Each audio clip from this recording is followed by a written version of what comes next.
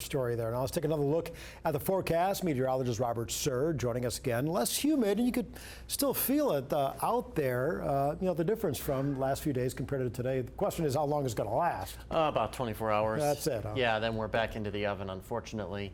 That heat and humidity, taking a quick vacation, and it's coming right back by the end of the weekend, unfortunately. And you're also dealing with quite a bit of pollen out there. Here's the latest data from Hedberg Allergy and Asthma, kind of all over the place. Tree pollen is down, but weed and grass pollen is up, and mold spores kind of in between the two. Mold spores would be much, much higher if we had a lot of rain, but we haven't had almost any rain in almost a month now. Here's today's setup, and you can see that big heat dome has shifted basically over the Four Corners area, and it's pulled all that heat and humidity with it.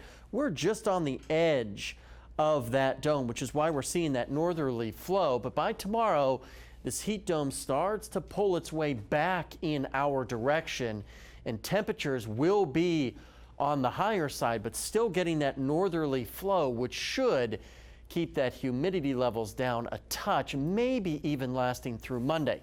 Live look outside right now, and you can see temperatures all over the place. It's 88 in Rogers, but near 100 in Fort Smith and Poto. 93 in between everything there in Fayetteville. And you can see just a couple of puffy clouds outside right now. Mostly in lower 90s and upper 80s across northwest Arkansas. We'll slide you into the River Valley, and a few locations have crept above 100 degrees. I think Fort Smith was above 100 last hour. Tallahena also checking in with a temperature of 101. Now the big picture, things are nice and quiet across a large part of the country. Here comes that cold front, continues to sag through the bottom or the southern part of the state. We did have some severe thunderstorms south of Little Rock earlier today. They have since pressed off, and some diurnally driven thunderstorms there across Georgia and South Carolina, and some showers across the Appalachians as well. Now, taking hour by hour through Monday morning, you're going to notice here not a lot to really talk about. Temperatures about where they've been the last couple of days. Not a lot in the way of cloud cover.